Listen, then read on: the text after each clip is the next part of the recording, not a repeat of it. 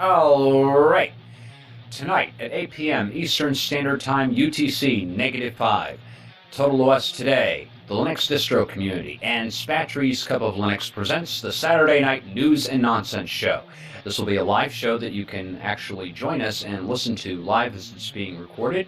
And who knows, if you connect to us and you have some news articles that you'd like to share, you might even be asked to join the show. Links are in the show notes for joining us. Okay, I'm having a little bit of difficulty sleeping, and I figured I'd have a fun little tutorial for you guys. And in this tutorial, I'm going to show how I equalize and normalize audio, as well as remove background noise. And all of that learning begins right now on Spatry's Cup of Linux.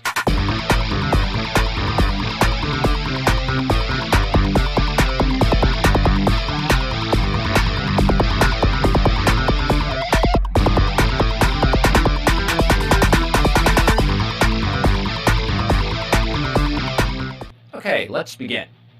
All right, first, I'd like to mention that I use FFmpeg for recording all of my audio.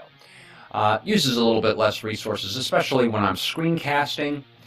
If I were to run Audacity and then on top of maybe running a virtual machine, I'll have too many resources running at the same time when I'm doing these shows. So, to save time and trouble, I just use FFmpeg for recording my audio and my screen capture at the same time, and then I use a separate source for recording my video of me. And in this sample here, I have a screen capture that I have where I'm speaking into the microphone at several different levels, but I want to bring them up and equalize them. This is really handy if you to do a technique like this if you're capturing an audio show maybe off of Google Hangouts or off of Mumble, and you want to get everybody's voice at about the same level. So, interesting little tutorial, and I think you'll enjoy this. Okay, first, let me right-click on this Matroska video file. I'm going to select to open this with Audacity. Once this audio file is brought in, I'm going to go ahead and highlight a section here and play it for you. I am whispering into the microphone. Now I'm speaking into the microphone. All right, now I'm hollering into the microphone. Okay, now, as you were listening to that sample, you will notice there was a little bit of noise in the background. And, of course, you could hear a difference in the audio levels. Well, let's assume that this is a podcast where people are speaking. Okay? And you have that one person that you can barely hear, but you did get a good recording. And then the person that has, you know, a normal audio level, and then you have a loudmouth like me on the radio show. Well, we want to equalize all of this out. Well, the first thing I want to do is get rid of any background noise, because that's just no good. So what I'm going to do is I'm going to select an area of the audio here that has no sound whatsoever. Okay, and then I'm going to go into Effect, and I'm going to go into Noise Removal. Okay, and then I'm not worried about anything down here right now. I'm just going to get the noise profile. So click this button, and then that will close. Now, by double-clicking on the waveform, I can highlight the entire thing. Now, we can apply that effect again, and just press Effect, and then repeat Noise Removal. And that will clean it up. What will happen is, now, when I select that same area of silence, and I hit the play button, you're going to notice in the level meters here, there's no audio. Or very little. Okay, now, what I want to do is I want to highlight this entire waveform, and now we need to bring all of these audio levels about the same. To do this, I have this neat little trick. And by the way, I want to show you the settings that I use for my noise removal real quick. In noise removal here, for noise reduction, I have that cranked all the way up. I have sensitivity right in the middle at 0, the frequency at 300, and the attack decay at 0. This seems to work very well for me.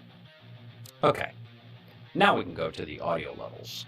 Oh, let me edit and undo noise removal there, because looks like I applied that. Okay, now we're going to go into Effect and then select Compressor. I have the threshold at -60 decibels, the noise floor at -20 decibels, the ratio all the way up on the 10:1, the attack time turned all the way down, and the decay time turned all the way down.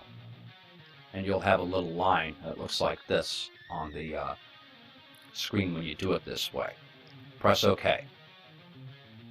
You're going to notice it raised the volume levels here. I'm going to repeat that again. So Effect and then repeat Compressor. Now what that did was, the compressor also brought up a few little mouth sounds, such as, you know, maybe my lips smacking to each other and stuff like that. You really don't want to get that audio in here. So that can actually be cleaned out. And to do this, what I'm going to do is I'm just going to highlight these sounds here. And then select Effect, Amplify. And I'm going to turn that all the way down to 0, -50. Okay? And it took it out. I'm going to do the same thing here. Effect, repeat Amplify. There isn't any here that needs to be cleaned up, but it looks like there's a little bit here. Okay? And then Effect, repeat Amplify. All right, very good. But now the audio levels are really loud, even for the whisper. We really don't want that. So now we're going to take the entire waveform. We're going to go into Effect, and then we are going to normalize it. Down to -3, I choose remove any DC offset and normalize maximum amplitude. We'll press OK. All right. And this is the audio setting that I always use all the time for my own shows. Okay, next, let's go ahead and play this audio sample.